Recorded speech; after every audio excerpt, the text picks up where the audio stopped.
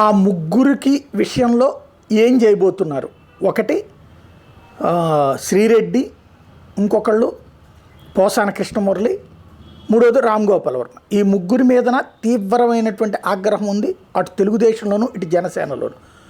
ప్రభుత్వం అధికారంలోకి వచ్చినప్పటి నుంచి ఏదైనా చేయాలన్నటువంటిది ఉంది. అందులో భాగంగానే కేసులు వరుసగా వివిధ చోట్ల పోలీస్ స్టేషన్లో పెట్టడం. వెంటనే కంగారు పడ్డటువంటి శ్రీరెడ్డి క్షమాపణ చెప్పింది, అలాగే పోసాని కృష్ణమురళి కూడా క్షమాపణ చెప్పారు.